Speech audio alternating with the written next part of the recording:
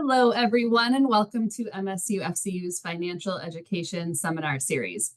We appreciate you all joining us and are excited to be here with you virtually today. These presentations were created with you in mind, with the intention to give financial education on a number of relatable topics to help expand your knowledge of finances.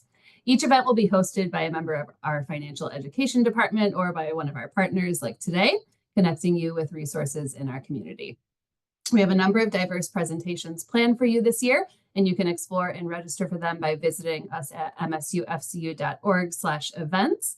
Today's event is being recorded, and you can also rewatch or share previously recorded events by going to our YouTube channel, youtube.com/msufcu, and then select the seminar series from the playlist options.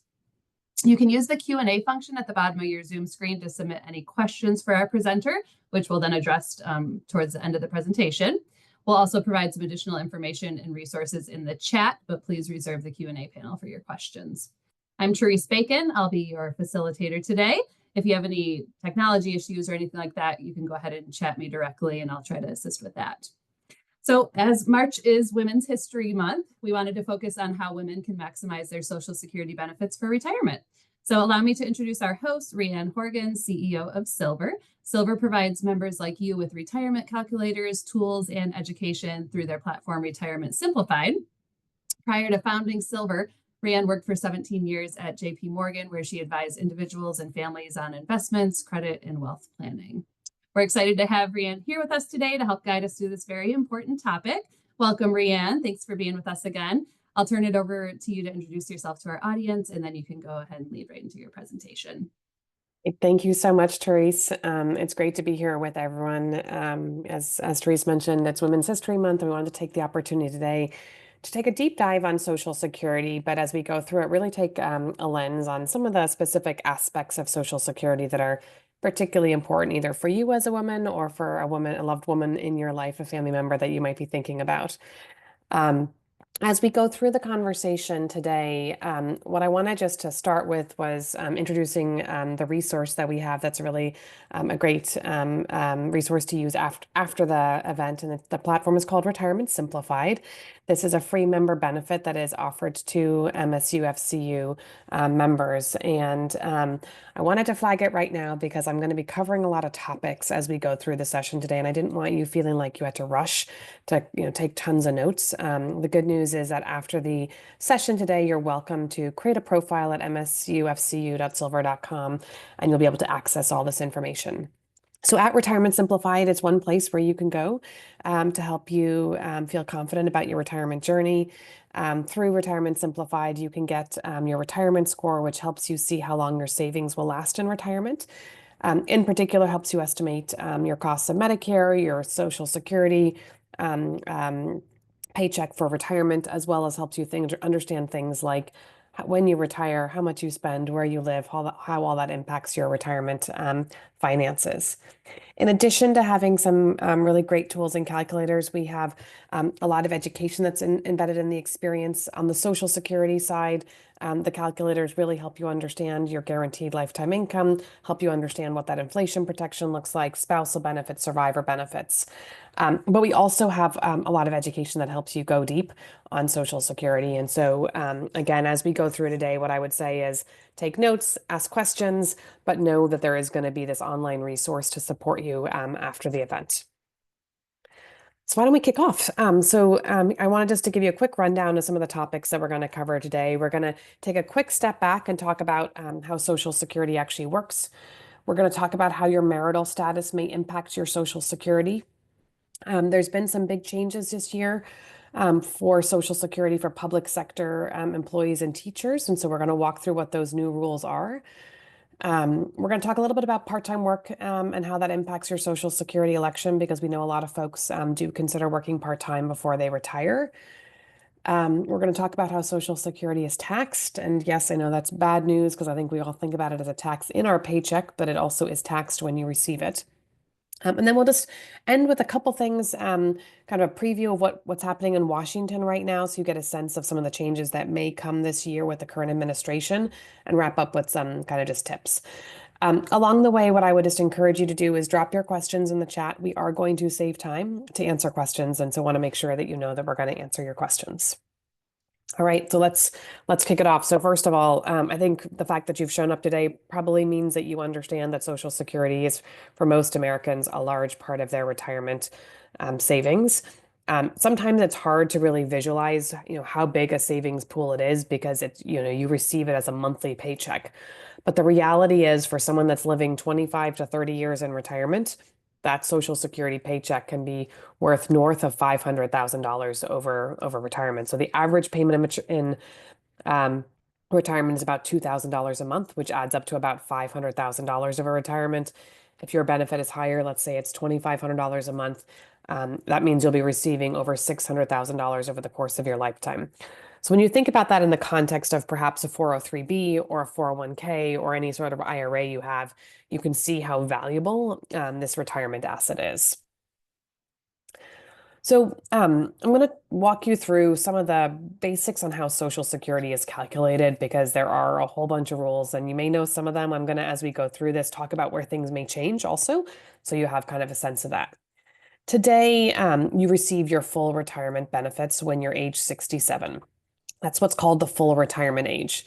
You're eligible, and I say typically at 67. You may have some friends that are older than you that told you that they got their full retirement age at 65 or 66. And that is because over the last decade or so, Social Security has been pushing out the full retirement age. We're actually expecting that we'll see a further push out of the full retirement age, and we'll talk about later on what that might mean for you. So again, 67 being full retirement age, you can elect as early as 62, and you can defer up to age 70. So let's talk about what the early election or the deferral means. I'm going to talk about this specifically from a starting point of like your own benefits, and then we'll talk later on about how that might impact spousal benefits. For your own benefits, if you elect at age 62, your benefits are reduced by 6% per year based on that election. So again, you can elect at 62 or 63 or 64. If your full retirement benefit in this particular example is $2,500, if you elect your benefit at 62, your benefit is reduced to $1,750 or about 70% of that full retirement benefit. You also can delay the benefit as a primary earner. That benefit can grow up to 8% per annum. That means that, again, if you have the opportunity to defer your Social Security, and particularly if you think that longevity is something that runs in your family, it may make sense for you to defer your election. Important to understand that these discounts also apply to spousal and ex-spousal benefits, and so kind of factor that in as you're thinking about kind of any of your election strategies. So there are a couple exceptions, and this is where always Social Security gets complicated. There are like the rules, and then there are the exceptions. So some of the exceptions around when you can elect, if you are a survivor, a widow, widower, you can elect as early as 60. If you actually have minor children, you're able to elect at any age. And then we're not going to spend a lot of time on disability benefits today, but I did want to just flag that the election of disability benefits is really dependent on the date of disability. So why is Social Security so important for women? The first thing is that in today's day and age where most folks don't have access to a pension, it's the primary source of lifetime income.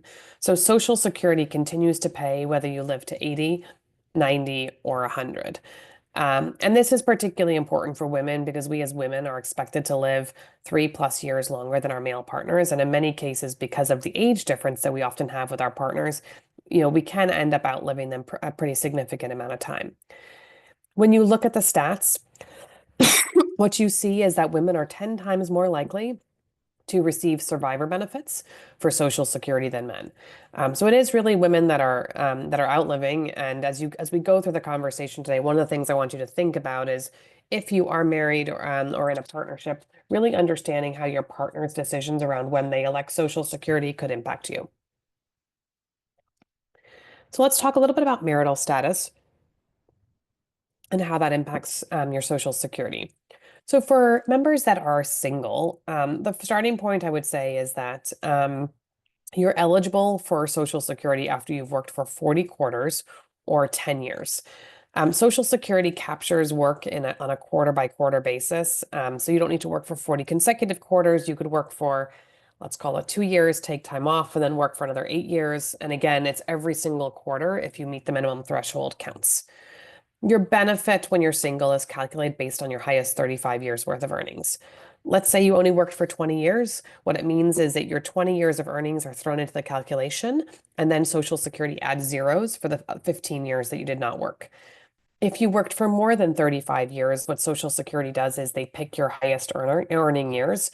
They do inflation adjust all of your earnings history, because I think we all know that $75,000 earned today is very different than $75,000 earned 20 years ago.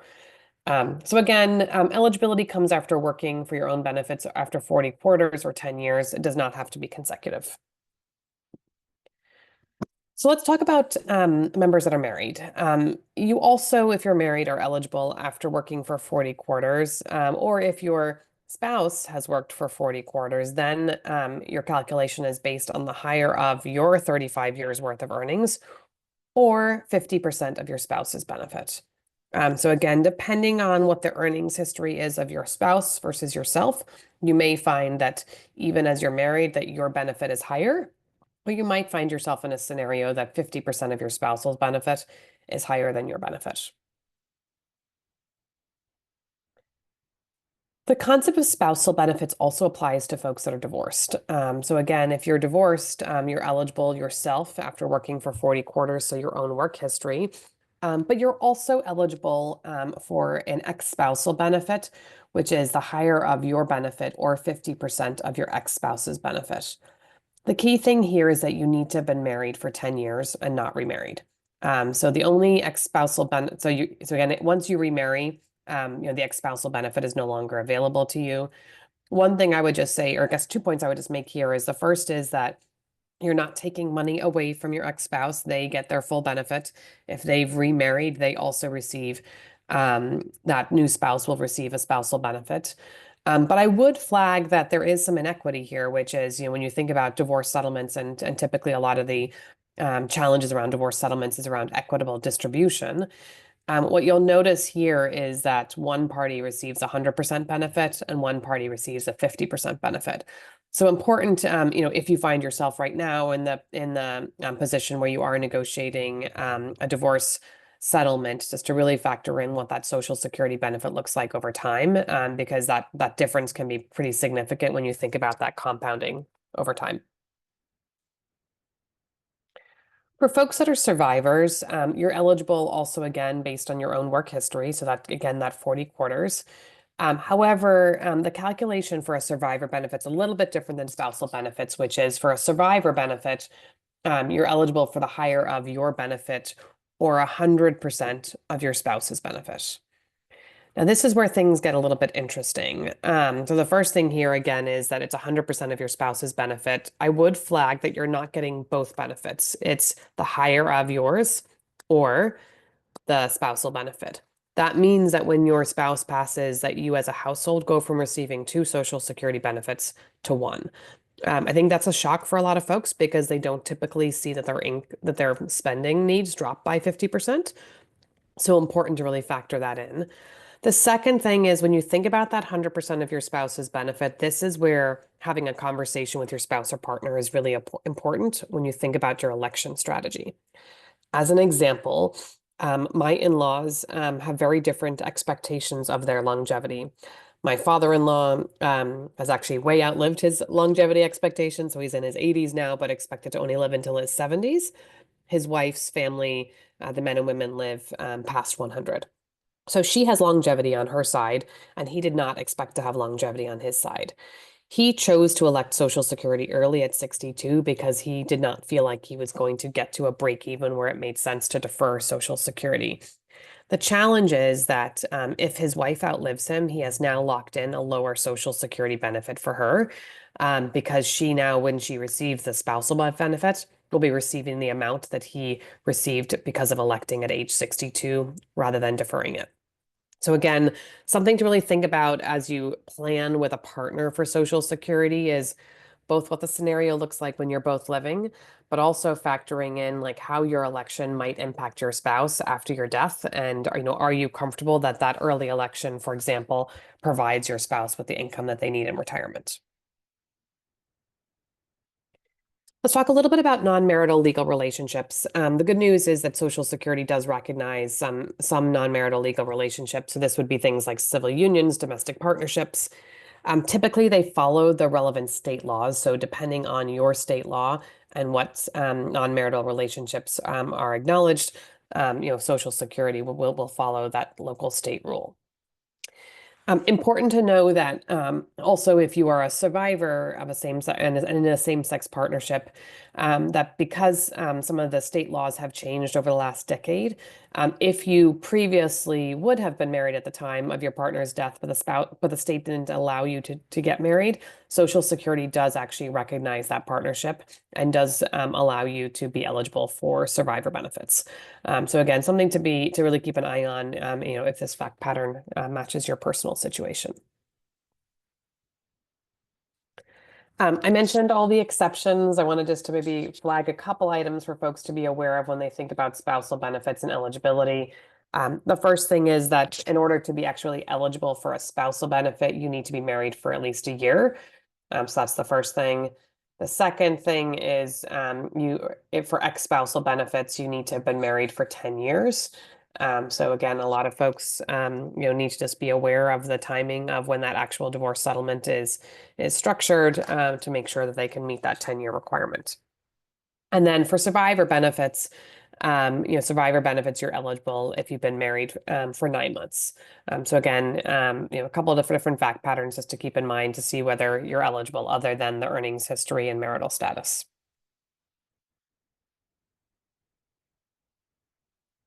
So oftentimes I get asked, can I make my own election, for example, for my spousal benefit and then switch to my own earning benefit later on so that I can benefit from deferring? And in the old days, it used to be people did what was called a file and suspend, which they would file for their own benefits, suspend them, and then take their spousal benefits and let their own benefits grow.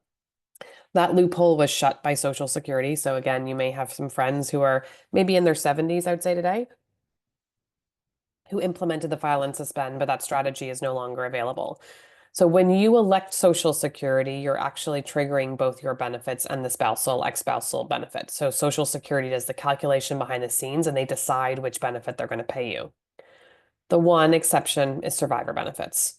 You can elect your survivor benefits separate from your own benefits. So for example, you can elect your survivor benefit first and then switch to your own benefit at age 70, or vice versa. You can elect your own benefit first and pick up the survivor benefit later on. So that is the one election that can be decoupled, but every other election you make, you should know that you're electing everything all at once, and Social Security is doing the calculation to figure out what the answer is.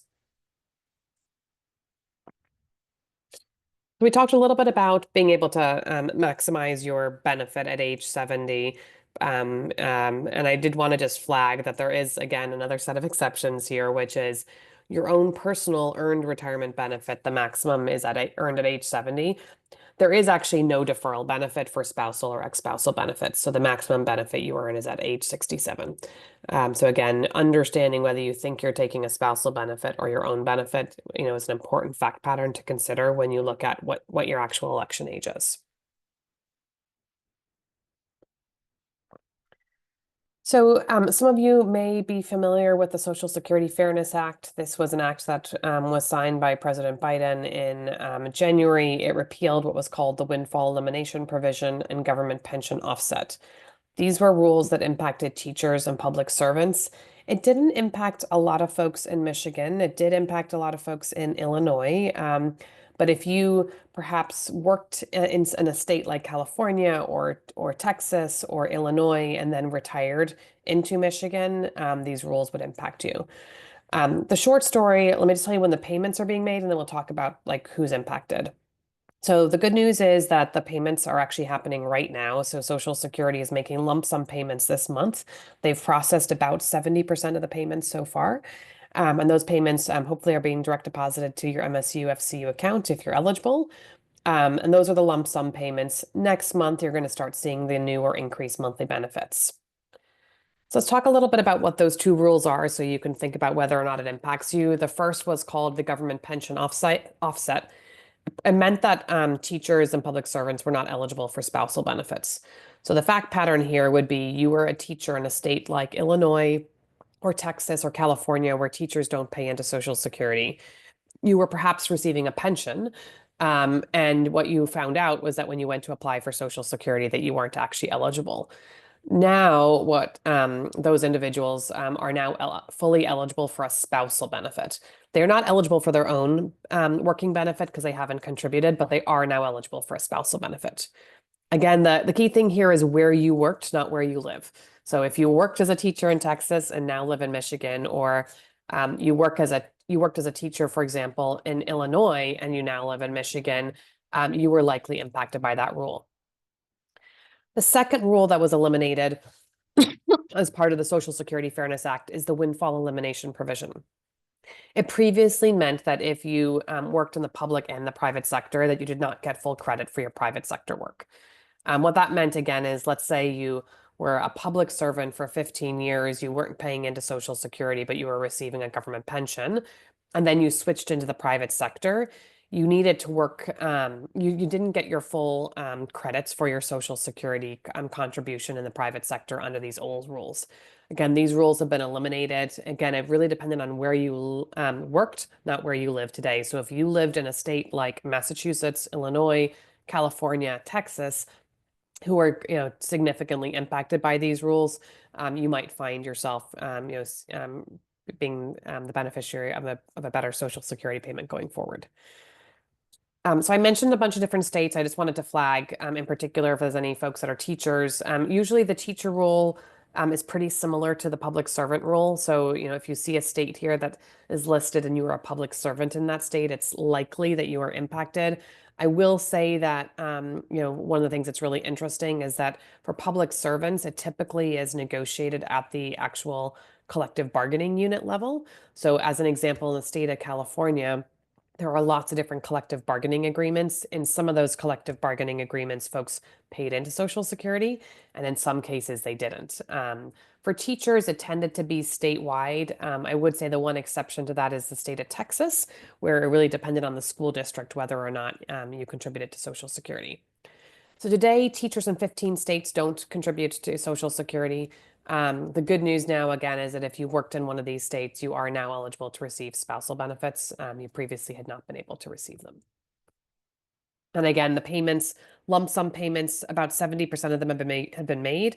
The new monthly payments will start next month. If you have not applied, you do need to apply for Social Security to receive the benefit. And so that's the one thing I would just flag is that if you didn't apply because you didn't think you were eligible, now is a good time to actually file that application.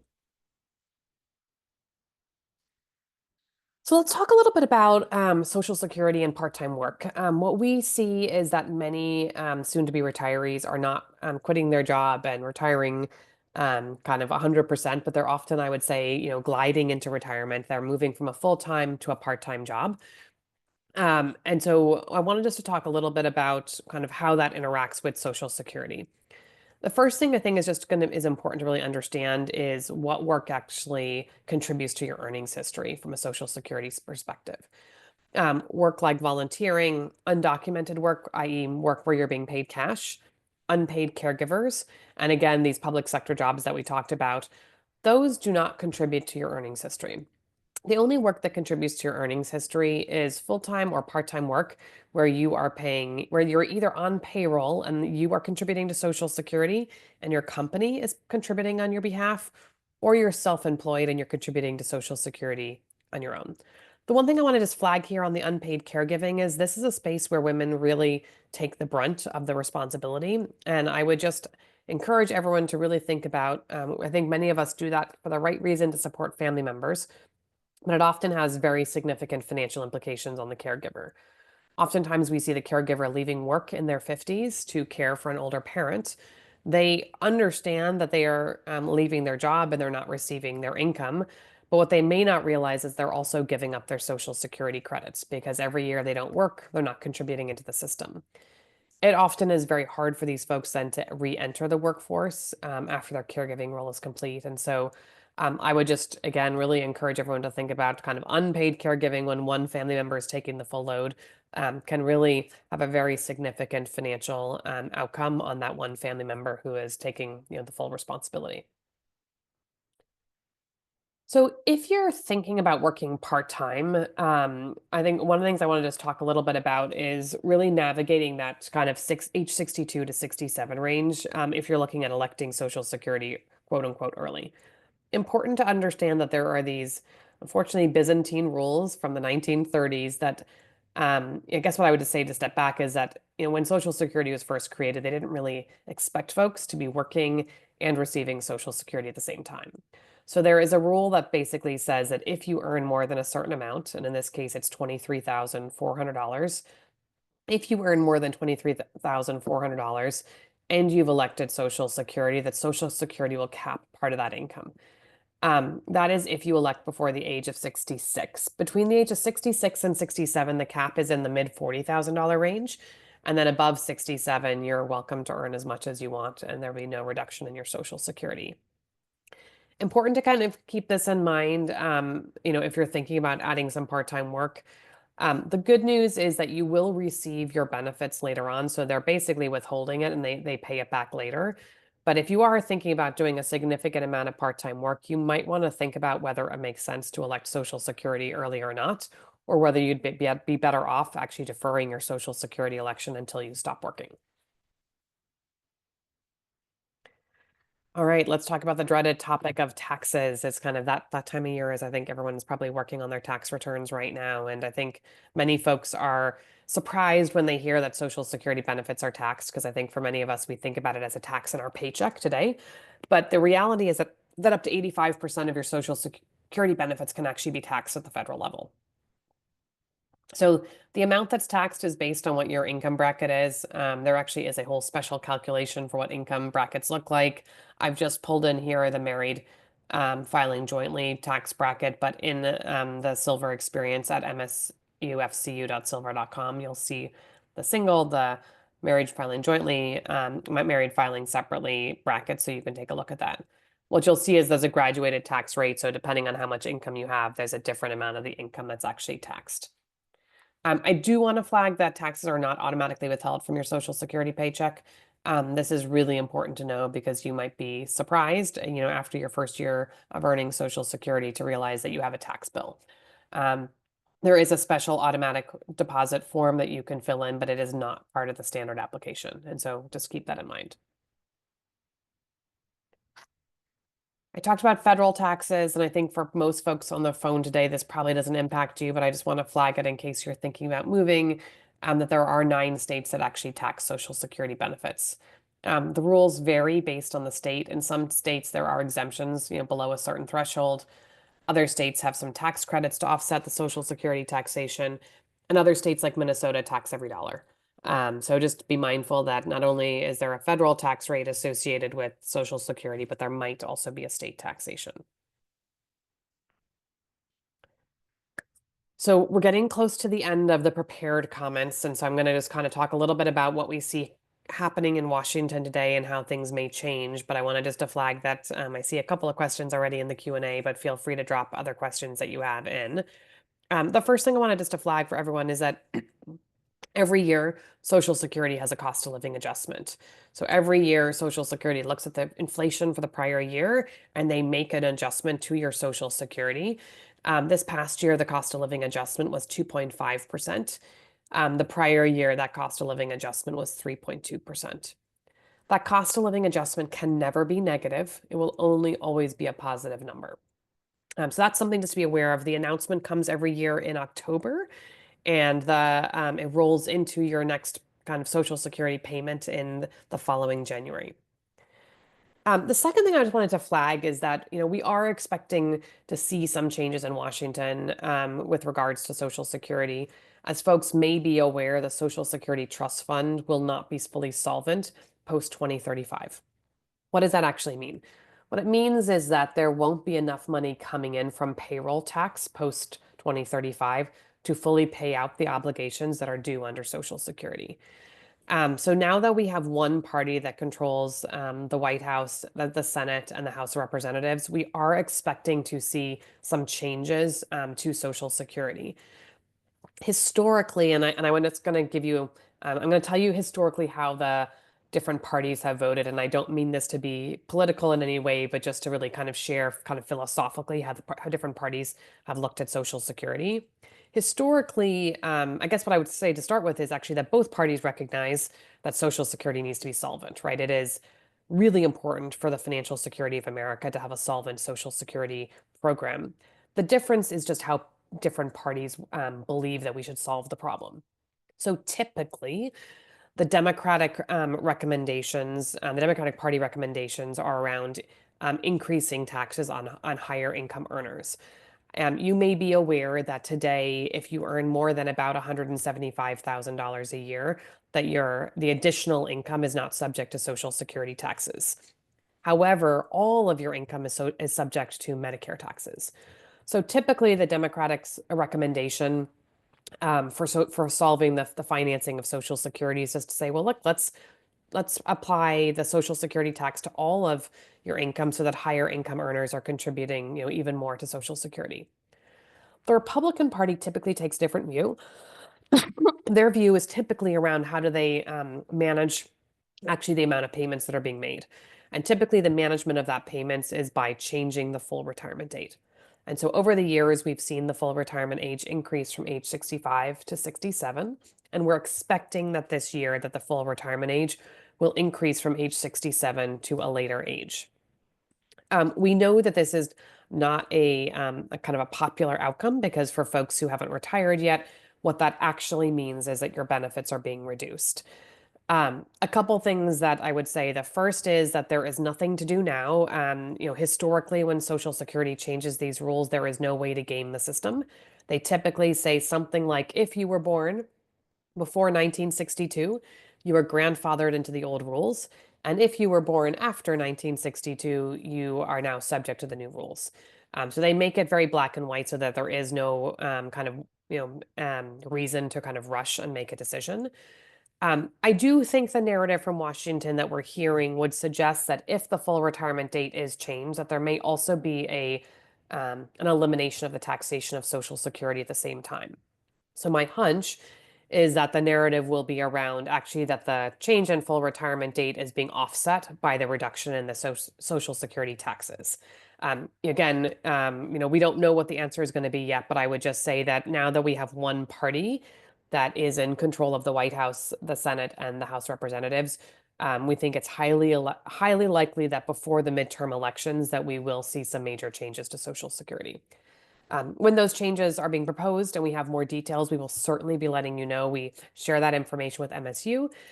We also share that information through the newsletter and the digital platform that you can create your profile at for msufcu.silver.com. So why don't we just wrap up here and then we're going to go to Q&A. Just a couple things just as we, again, kind of reflect on Social Security. The first thing I would just say, Social Security, again, it's longevity insurance for retirement, particularly important for women. Again, we tend to live longer, and so having that guaranteed income, really important. Second thing, really understanding when you want to elect Social Security between the age of 62 and 70. Again, if you elect early, the election or the benefit is reduced, but you also can increase your benefit. Important there also to think about, how your spouse's election impacts you. And then finally, we've talked a little bit about marital status and how it impacts your benefits. Really important to be sitting down with your partner or spouse as you're going through this strategy to make sure you understand how it works for both of you. All right, Therese, why don't we move into Q&A? Sure, thank you. So yeah, we had a few questions come through here. So first question, is there a sliding scale if you were to take Social Security at 63, 64, et cetera? Yes, that's a really good question. I'm going to bring you back to that screen. And sorry for my coughing.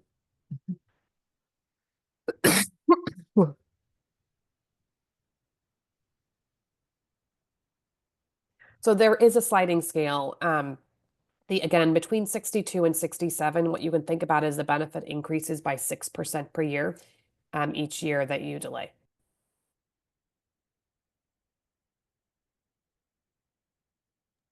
Okay, Therese, let's do the next question. Sure. All right. I know that people can either choose to collect their full Social Security benefit or half of their spouse's benefit. Is it possible to choose to collect half of the spousal benefit at 62 and then get my full benefit at 67?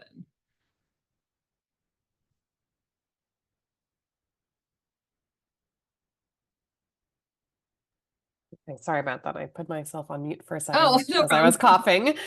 coughing. Okay, so good question. And I wanted to remind everyone, I think this question was probably asked before we covered the topic. But again, in the old days, you could do this. This was called file and suspend. You can no longer file and suspend. When you apply for all your benefits. Again, the one exception is survivor benefits. You can elect your survivor benefits and decouple that election from your own election.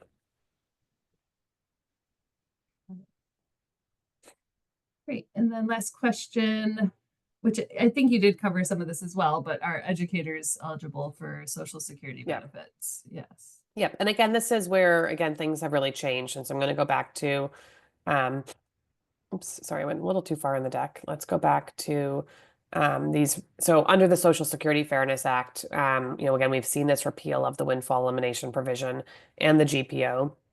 These were the rules that impacted teachers and public servants. These rules have been eliminated. And so if you are impacted by these rules, you will be seeing a lump sum payment this month into your credit union account.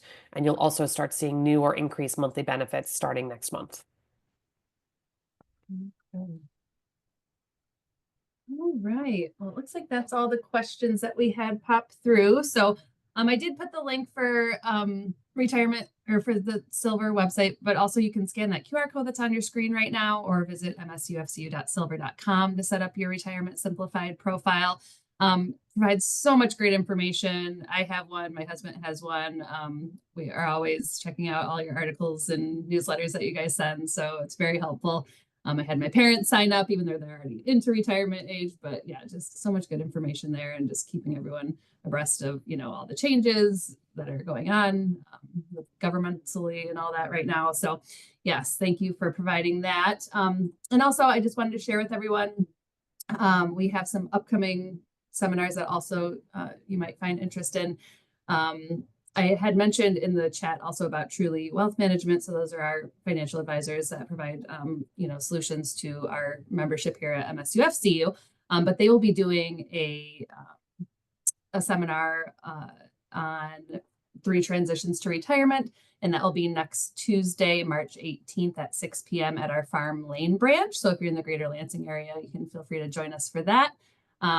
And then our next webinar will be with Amy Corder. She is focuses mostly on strategic leadership. So that will be a really awesome, if you are, in management or if you're just a great employee trying to kind of get your skills up as far as that goes, you can join us for that seminar on Wednesday, March 26th at 6 p.m. That will be a virtual webinar actually. So, so I just wanted to share that information with everyone. But once again, thank you, Rhiannon and team, for being here. You guys always have such great information to share, and we love chatting with you every time. So thanks again. Well, thanks so much for hosting us, Therese, and for all the MSUFCU members. We'd love to see you diving in, creating a profile, and getting the information you need to really secure your retirement. I think, I always say we've all worked really hard. We've paid into the system, and we really want to make sure that you can get what's yours as you navigate retirement. Yes, definitely. All right. Thank you so much. And then as you close out of the Zoom today, there'll be a short survey that pops up. So you can go ahead and take that just to get your feedback on today's session and, see any interest for any topics that you'd like us to cover in the future. So that's all we have for you today. So once again, thank you everyone for joining us, and we'll see you again at another seminar series event soon.